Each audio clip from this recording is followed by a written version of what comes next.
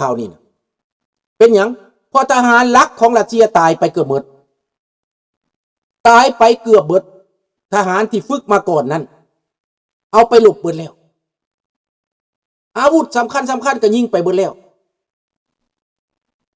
เห็นบ่ถ้าจะหลบกันนะมันสู้เยอรมันบ่ได้เพราะว่าเยอรมันมีไผมันมีอังกฤษ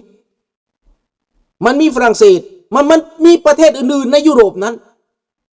ไปนำเยอรมันนี่มันบอกคือสมัยสงครามโลกครั้งที่2สงครามโลกครั้งที่2นั้นเยอรมันฝ่ายเดียวตีกับหลายคนนี่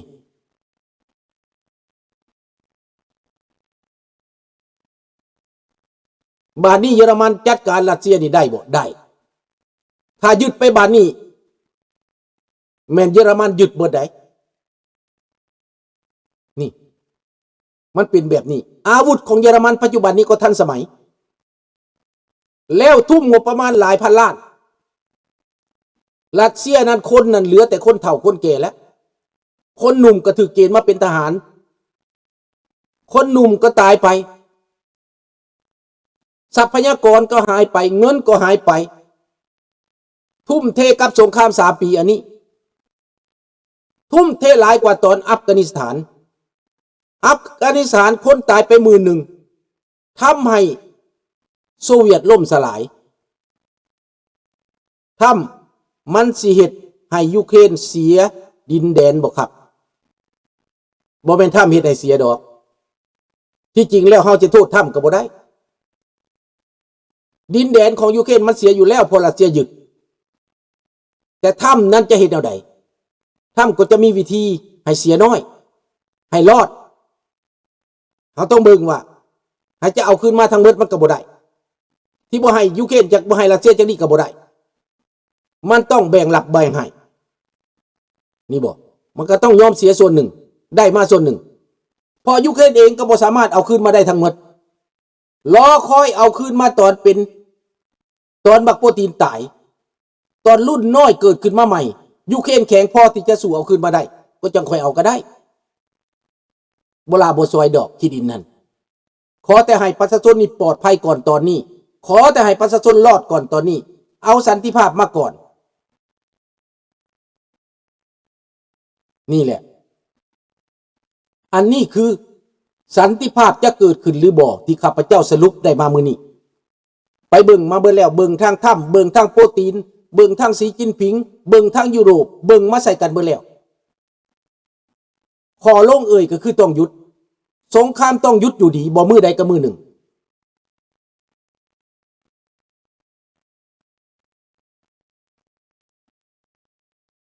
ดังนั้นในตอนนี้นะถ้าลาวที่ส่งคนไปนะมีได้ส่งไปได้ข้าพเจ้าว่าบ่ต่ำกว่า 300-400 คนถ้าลาวส่งไปนั้นตายไปแล้วก็มีไปฝึกตอนนั้นไปฝึกทหารเด้อไปฝึกทหารแล้วบ่กลับมาว่าอยากไปเอาบทเรียนอยู่ในแนวหน้าแต่ส่งไปแล้วตายบ่ปากบักทองรุ่นบ่ปากถ้าบ่ไปก็บ่ได้รัสเซียทวงหนี้ต้องส่งคนไปใส่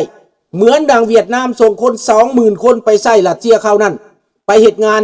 อยู่ประเทศที่มันหนาวที่สุดคือซิเบเรียไปขุดน้ำมันไปออกแรงงานนั่น 20,000 คนต้องไปตายไปทุกข์ไปยากไปอดหนาวอยู่ในซิเบเรียอันนี้คือกันพวกลาวที่ติดหนี้รัสเซียนั้นต้องไปล้มไปตายแทนเขากระสมน้ำหน้าพวกมันที่หลงกลสมน้ำหน้าพวกมันห่าวมันหันให้มันไปตายก็ดีแล้วคนพวกนั้นนะอย่าให้มันได้กลับมาข้าพเจ้าใจดำน้อยหนึ่งเด้อก็คือกันกับ2 คนนั่นนะที่ว่าโยนตกนะที่ว่าโหนผลขับยนต์นั่นยักษ์เพื่อนนั่นนะแล้วก็ลงตายในหนองขี้ตมก็แบบเดียวกันเพราะว่าเขาดีใจว่าเขาได้เป็นปิโลตเขาดีใจว่าเขาได้เป็นทหารรัสเซียเขาดีใจว่าเขาได้มีโซเวียตมีรัสเซียหนุนหลังเขาหลงตัวเองมันก็เลยตายไปบ่ทันได้ฮอดไปหลบซ้ำเห็นบ่มันบ่ได้ไปหลบซ้ำตายก่อนดังนั้นพวกที่มาหองมาแหงตอนนี้อยู่นี่นะเดี๋ยวก็จะตายคือกัน คนพวกนี้นะพวกลาวแดงคู่มือนี่นะเพิ่นฝึกกันนะเพิ่นสิลบกับไทยได้เพิ่นและเพิ่นสิฝึกกันสิมาฆ่าคนลาวอยู่ในไทยได้คนใดที่เว้าเรื่องลาวคนใดที่เว้าเรื่องประเทศคนใดที่มาเปิดเผยความชั่วร้ายของประเทศลาวน่ะเพิ่นสิส่งคนมาฆ่าในดินไทยข้าพเจ้าเขาไปอ่านคอมเมนต์แต่ละคอมเมนต์มีหลายคนลาวในประเทศตอนนี้เป็นบ้าแล้วพวกที่มีอำนาจได้ข้าพเจ้าบ่ได้ว่าประชาชนเด้อเป็นบ้าสิมาฆ่าคนลาวด้วยกันย้อนเขาว่าประเทศลาวเป็นจังซั่นจังซี่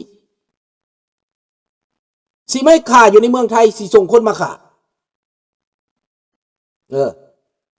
ผู้ใดเว้าในเกษตรนั้นแม้แต่วันทิงทูโนที่ออกมาเว้าแบบเบาๆหั่นนะเว้าวิพากษ์วิจารณ์แบบเบาๆน่ะก็ยังจ้าข่าจ้าแกงพี่น้อง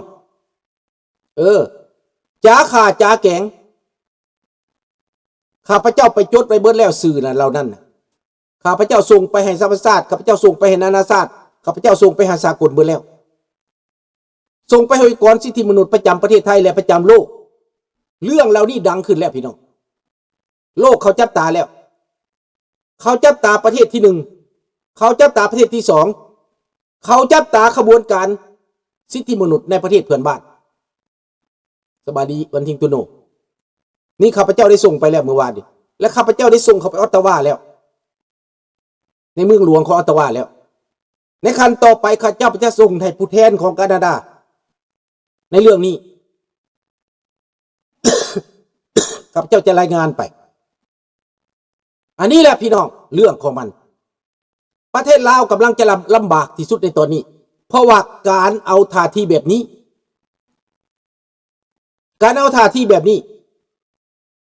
พวกรัฐบาลลาวแดงปัจจุบันนี้เสียกับเสียตัวไผกระบเสือแล้วบั้งตัวแตกแล้วบักทองรุ่นบักสอนไซบั้งตัวมันแตกการกระทำพวกมันสิมาจับตอนนี้50 คนบ่สิจับเข้าคุกสิยึดทรัพย์บ่มันก็บ่มีผลหยังเพราะว่ามันเปื่อยเนื่อยเบิดแล้วมันล้มเหลวเบิดแล้วมันล้มเหลวเบิดแล้วพี่น้อง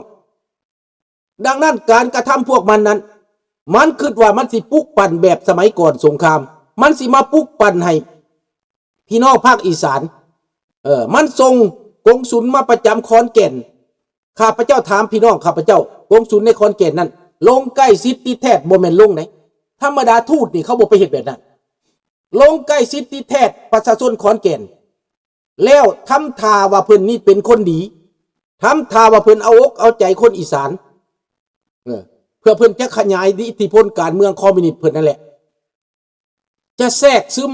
เพิ่นจะเฮ็ดแบบน้ำซึมทรายเข้าหาประชาชนลาวอยู่ในภาคอีสานแล้วเพิ่นจะมาหันเหคนพวกนี้ให้ต่อต้านรัฐบาลให้ต่อต้านตะเวนตกให้นิยมชมชอบลัทธิคอมมิวนิสต์ของพวกเพิ่นยกย่อปอปั้นเพิ่นดีลัทธิเพิ่นดีการปกครองเพิ่นดีเป็นแบบนั้นแล้วเพิ่นก็หวังว่าสวยไส้คนไทยเจ้าหน้าที่บางคนที่เห็นแก่หับไส้เพิ่นว่ามีคนของเพิ่นได้ตกลงเซ็นสัญญากันไปแล้วเพิ่นว่าเรื่องการปราบปรามเรื่องการลอบฆ่าลอบแกงคนลาวที่อยู่ในดินไทยเบิ่งดูการกระทำพวกมันถ้าเฮาบ่เปิดโปงเรื่องแนวนี้นะเฮาบ่เว้าเรื่องแนวนี้ออกมานะแล้วเรื่องเหล่านี้ปิดบังมาเท่าใดก็ยิ่งเกิดเรื่องมาเท่านั้นดังนั้นต่อไปพวกเฮาจะต้องเปิดแบออกมาเบิดแบออกมาจนเบิดมันเกิดหยังแบมาเบิดทันเดือนนี่แบออกมาคนลาวในอเมริกาคนลาวทั่วโลกคนลาวทั่วโลกเลยในแผ่นดินลาวต้องสนับสนุนความคิดอันนี้เปิดเผยความจริงเปิดเผยความชั่วร้ายเปิดเผยพฤติกรรมของลาวแดงที่มันหวังว่าจะยืมมือคนอื่นมาฆ่าคนลาวโดยการซื้อจ้างมันเอาเรื่องผู้แทนของเขมรมาถูกฆ่าอยู่ในไทยเห็นบ่เงินเท่าใดก็ตายแล้วเด้ว่าซั่นนี้มันเว้าอันนี้มันโสเลกันข้าพเจ้าไปหลักฟังมันว่าประเทศไทยนี่เห็นอะไรก็ได้เจ้าหน้าที่เห็นแก่เงินแก่คำมันเว้ากันข้าพเจ้าว่าบ่ได้ทั้งหมดคนดีก็มีคนร้ายก็มีดังนั้นความเหล่านี้ถ้าเปิดเผยไว้ก่อน ติดตามไว้ก่อนเตรียมรายงานไว้ก่อนขบวนการที่มีความยุติธรรมขบวนการที่เพื่อสิทธิมนุษย์และประชาธิปไตยและขบวนการที่มีกฎหมายมีบ้านเมืองการรองรับเขาสิให้พวกโจรเหล่านี้มาสวยไส้แผ่นดินไทยเป็นบ่อนฆ่าคนบ่เป็นไปบ่ได้ประเทศไทยจะเสียชื่อเสียงประเทศไทยจะเกิดความบ่ไว้เนื้อวางใจขึ้นมาจากเวทีโลกแต่ขนาดนี้ก็ยังเกิดแล้วลาวแดงมาเปิดร้านอาหารข้างบ้านข่อยอยู่กาฬสินธุ์มันเอาเงินมาเช่า500,000ต่อปีเข้าร้านแสงเข้าร้านสงสัยเงินมาฟอกขาวนี่ต้องรายงานตัวนี้นะต้องรายงานซะนี่ต้องรายงานอย่าให้มันเฮ็ดได้พี่น้องอย่าให้มันเฮ็ดได้อย่าให้มันสวยโอกาสร้านมันอยู่ใสบอกไปเลยเห็นบ่ล่ะมันสิมาสวยไส้ข่มขู่คนลาวมันสิเอาพวกมือฆาตกรมาแฝงตัวอยู่ในนั้นสิจะเหตุในประเทศไทยนี่เสียบทบาทเสียความชอบธรรมนั่นและคันถ้าเสียความชอบธรรมแล้วประเทศไทยก็จะถูกลงโทษด้านการค้าด้านเศรษฐกิจด้านการเมืองด้านการต่างประเทศเห็นบ่อันนี้ต้องปกป้องเฮาต้องปกป้องประเทศไทยต้องปกป้องด้วยวิธีเปิดเผยความจริงลาวแดงมันมีสิทธิ์อย่างมันสิมาอินฟลูเอนซ์มันมีอย่างมันสิมาครอบงำคนไทยประเทศไทยเจริญกว่าเป็น100 เท่าพี่น้องประเทศลาวเป็นประเทศที่ล้าหลังที่สุดเฮาต้องซอยกันเฝ้าติดตามเฮาต้องซอยกันเปิดเผยเฮาต้องซอยกันรายงานเรื่องนี้พวกมือปืนในอีสานมีจริงที่มันพัวพันกับการนำลาวเพื่อนำฆ่าคนลาวในไทยที่ต่อต้านมันอันนี้ต้องเปิดเผยคนพวกนี้ต้องเปิดเผยได้รูปได้ภาพได้ยังต้องเปิดเผยเบิดถ้าเจ้าหน้าที่เขาได้ยินเรื่องนี้แล้วเขาสิอยู่ได้บ่เขาก็เต้นโวยเลยแหละนั่นละนั้นต้องเปิดเผยผ่านมาเป็นยังเฮาบ่เปิดเผยเพราะเกรงใจเราเป็นบ้านพี่เมืองน้องเราเคยได้อาศัยภัยพึงเราเคยสำนึกบุญคุณงามความดีที่ได้พึ่งพาอาศัยประเทศไทยได้พึ่งพาอาศัยโพธิสมภารแต่ในตอนนี้มันแปลกแหวกแนวไปแล้วมีโจรพวกนี้รับจ้างฆ่าคนเพื่อผลประโยชน์ในแผ่นดินอันนี้เราต้องเปิดเผยมันนี่ดังนายนั่นขี่รถเข้าไปแล้วไปยิงผู้แทนของเขมรแป้งขนาดเป็นหน้าละอายใจที่สุดเห็นบ่ละอายใจที่สุดการกระทำอุกอาจแบบนั้นคนนั่นนะเบิดทั้งตระกูลนะเขาก็จะเกลียดชังทั้งหมดโลกก็จะไม่ไว้ใจบ่แม่นว่าทำแล้วจะลืมไปได้บ่ต้องลืมบันทึกไว้เหตุการณ์แต่ละครั้งแต่ละหนให้มันเป็นประวัติศาสตร์ไว้นั่นนะประเทศที่รุนแรงที่สุดมันอยู่ที่ไหนมันจะกลายเป็นประเทศที่รุนแรงที่สุดกลายเป็นประเทศที่มีฆาตกรรมหลายที่สุดต่อไประวังนะนี่บอกดังนั้นเราต้องพี่ทางคนไทยคนลาวนี่ต้องยกประเด็นนี้ขึ้นมาพูดมาจากันให้มันเยอะเพื่อให้คนนั้นมีสติเพื่อให้คนนั้นตื่นว่าโหเป็นอย่างลาวแดงมันสิมาสวยไส้แผ่นดินไทยเป็นบ่อนฆ่าคนเป็นบ่อนฆาตกรรมคนและประเทศลาวประเทศน้อยๆอย่างสั้นเป็นอย่างบ่เป็นประเทศฆาตกรรมคนล่ะนี่อาจจะเบิ่งได้อันนี้บ่ระบอบสดใสนะอันนี้บ่ระบอบดีนะนี่มันเริ่มเป็นแบบนี้แล้วพี่น้องข้าพเจ้าก็จะค้นขึ้นมาเบิดเห็นบ่ค้นขึ้นมาเบิด